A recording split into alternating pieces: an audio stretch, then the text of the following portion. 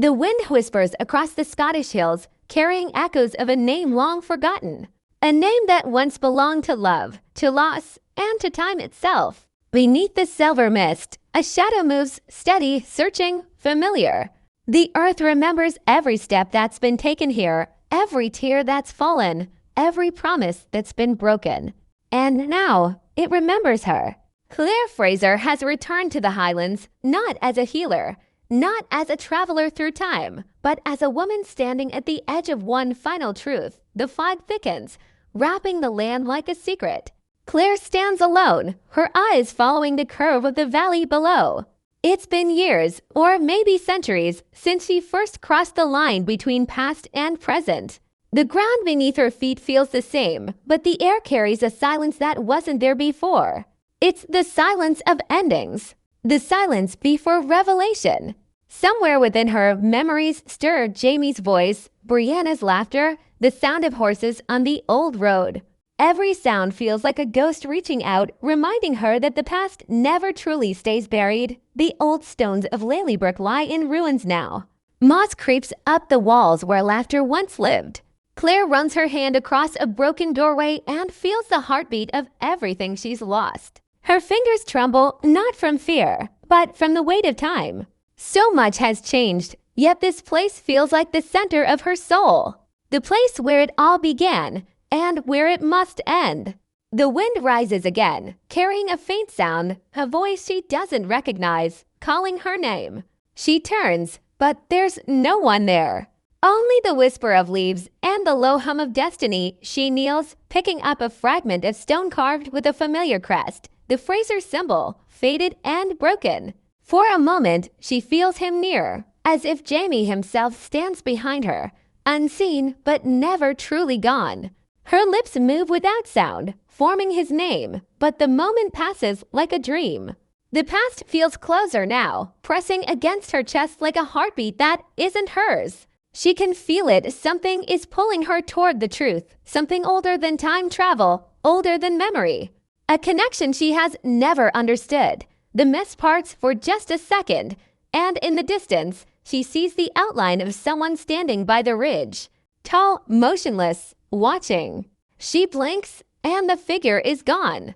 Yet her pulse races, because deep down, something inside her knows that wasn't a ghost.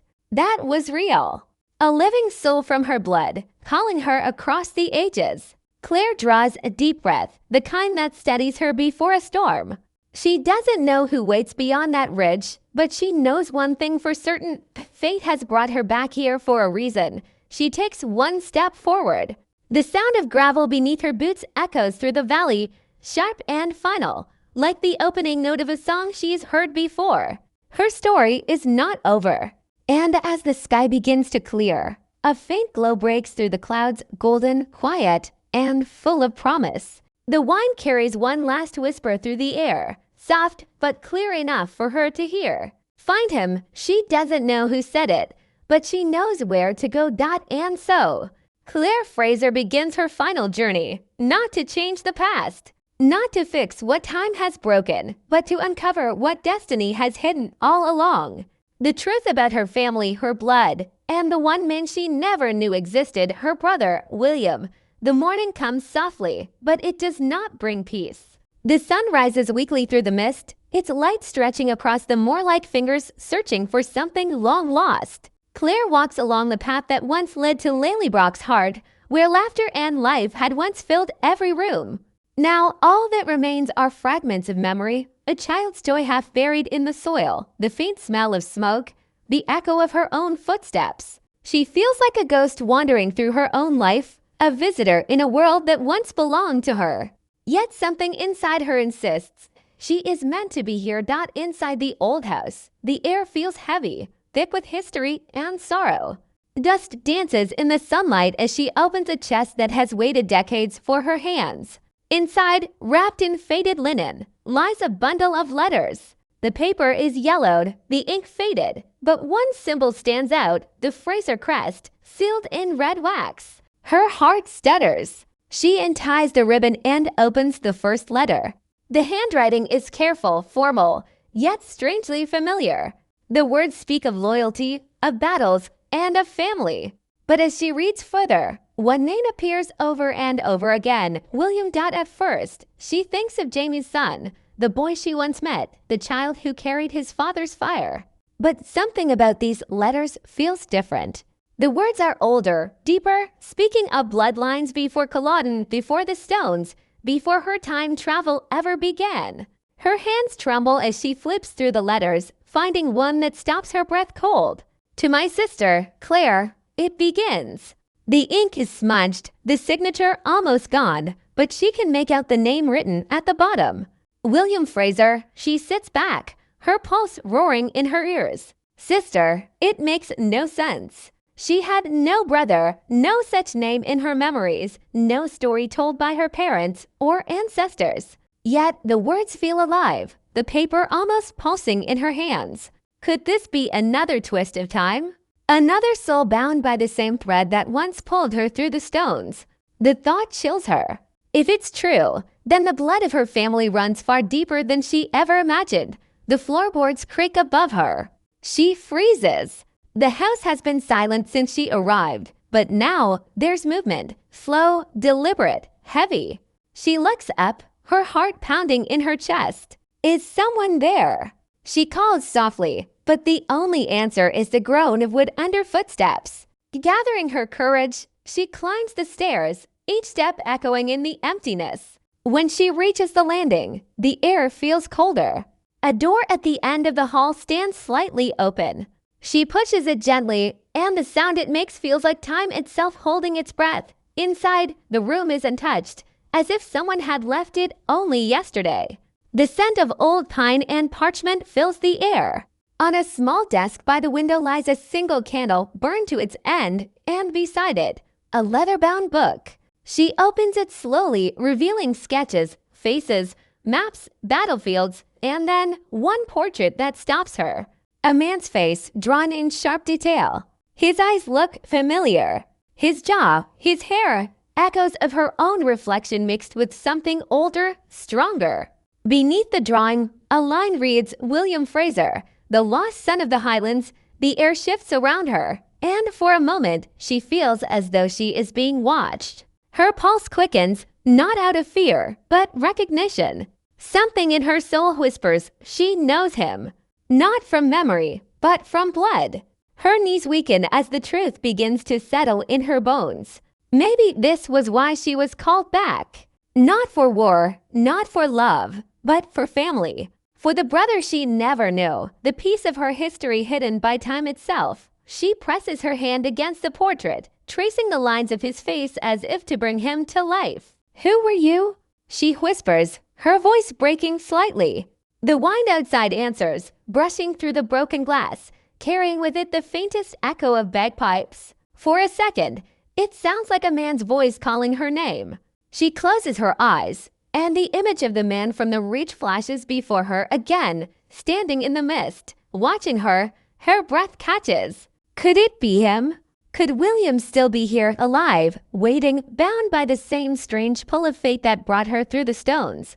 The thought both terrifies and fills her with hope. For the first time in years, she feels the pull of something greater than herself. Time, destiny, blood, all converging in one place, one moment. Claire looks out the window toward the moor, her eyes filled with determination. She knows what she must do. The past is no longer something to run from, it's something to face. And somewhere out there, beyond the mist, beyond the centuries, her brother waits.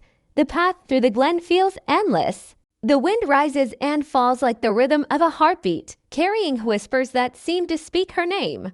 Claire moves carefully, her boots crunching against the gravel, her heart pounding with a strange mix of fear and purpose. Every step feels guided, as if the earth itself is leading her towards something she cannot yet see.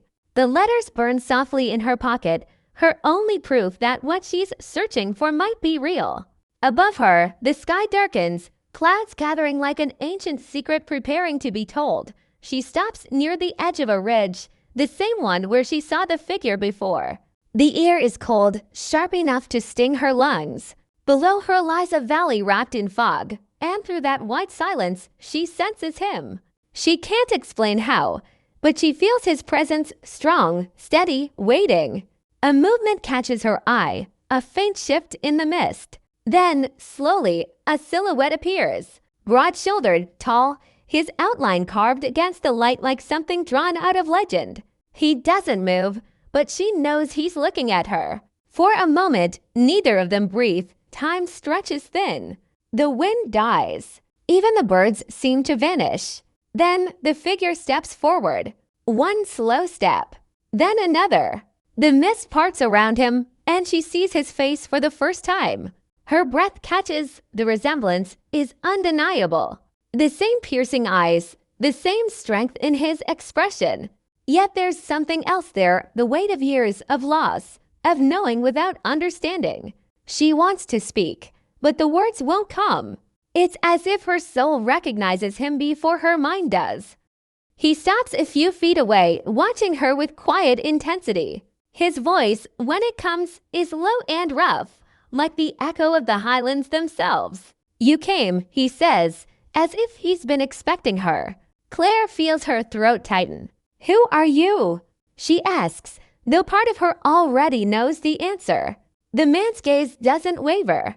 "I think you already know," he says softly. "I am William Fraser."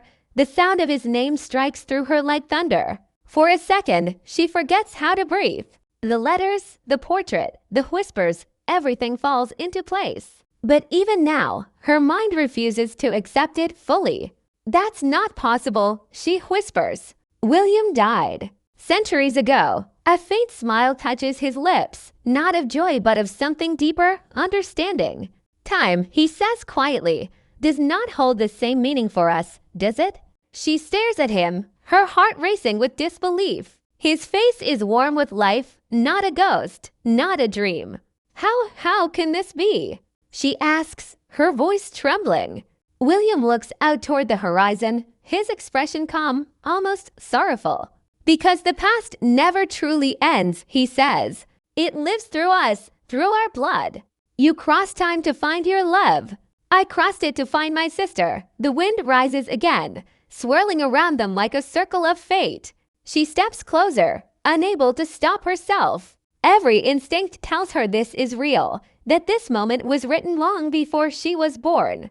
When she finally reaches him, he doesn't step back. His eyes soften, and for the first time, she sees the pain in them, the centuries of wandering, of searching for a name he didn't know belonged to her. She lifts her hand slowly, her fingers brushing against his sleeve. It's real, solid, warm. A tear slips down her cheek before she can stop it. "I don't understand," she whispers. "Neither did I," he answers. "But the stones called us both.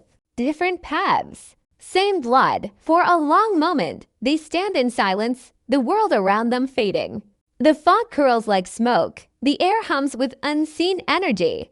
Claire feels the pull of the stones again, that strange vibration in her bones, but this time, it doesn't frighten her. It feels like closure, like something finally coming full circle. William looks at her with quiet reverence. "You've carried our story," he says. "Now it's time to finish it." The words strike deep. Claire realizes that this meeting is more than fate. It's a choice. The choice to face the truth of who she is and what her journey was always meant to uncover.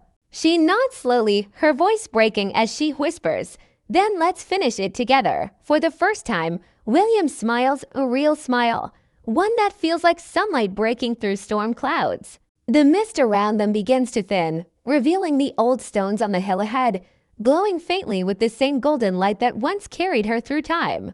Side by side, they walk toward it, sister and brother, bound by time, blood, and destiny. The stones rise before them like ancient guardians, their surfaces carved by centuries of wind and rain. Claire feels the hum beneath her feet, a familiar vibration, soft but powerful, like the heartbeat of time itself. The same pull that once tore her away from her world now calls her again, but this time, she isn't afraid. Beside her, William stands silent, his eyes fixed on the circle as if seeing his own reflection in its glow. The air between them carries the weight of everything unsaid, generations of silence, of stories untold, of bloodlines forgotten. Claire takes a slow breath, letting the air fill her lungs like a prayer. "So this is where it ends," she whispers, her voice trembling between eye and sorrow. William shakes his head gently. "No," he says. "This is where it begins again." She turns to look at him, searching his face for answers. But what she finds instead is peace. The kind that only comes from knowing who you are and where you belong. He steps closer to one of the stones and places his hand against it. The light flickers, golden threads weaving across its surface, pulsing in rhythm with his heartbeat. "I've been lost for so long," he murmurs. "Through battles, through years, through shadows. I thought my story ended long ago. But it seems time was waiting. For you." Claire's throat tightens. She wants to speak, but words fail her. Instead, she places her hand beside his. The stone warms beneath her touch, and in that instant, visions flood her mind. Flashes of every moment she's lived, every loss, every choice. Jamie's smile. Brianna's laughter. The fire of love and the ache of goodbye. Tears sting her eyes as she realizes what it means. The stones are not only gates through time, they are mirrors of the soul. They show her not just the past she's changed, but the lives intertwined with hers. William's image flickers beside Jamie's, and for a heartbeat, she sees them both. Two men bound to her in different ways, both carrying her heart through centuries. The truth unfolds within her. Blood, love, and fate were never separate threads. They were always one story, woven together by time itself. William turns to her, his expression soft. "You've always been the bridge," he says quietly, "between what was and what must be." She looks at him, eyes wet with grief and wonder. "And you?" she asks. "What are you in this story?" He smiles faintly. "The piece that was missing." The wind rises, circling them like a storm. The stones begin to glow brighter, their hum deepening until the ground trembles. The air fills with light, blinding, golden, endless. Claire feels the pull again, but this time it isn't violent or cold. It's warm, gentle, like being embraced by the past and future at once. She closes her eyes and hears voices, not just Jamie's, not just William's, but all those who came before. Generations calling her name. She understands now. This isn't about going back or forward. It's about returning home to herself. When she opens her eyes, William is watching her. The light dances across his face, making him look almost ethereal. "You don't have to stay," he says softly. "Your story still has breath." She smiles through her tears. "Neither do you," she replies. "Maybe it's time we both find peace." For a long moment, they stand hand in hand, the glow wrapping around them like sunlight breaking through storm clouds. Then, with one final breath, the world shifts. The light bursts outward, the wind roars, and the stones sing. Everything blurs. The moor, the sky, even the sound of her heartbeat. When the silence returns, only the stones remain standing quiet and still under the morning sun. The mist has lifted. The valley glows. Somewhere in the distance, a bird begins to sing. A single feather drifts through the air and lands on the ground, beside two footprints fading into the grass. Claire's voice lingers in the air like an echo carried by time. Some journeys don't end where they began. They end where the heart finally rests. And then, as the screen fades to black, a final whisper, Outlander, the story of love, time, and blood, reaches its destiny.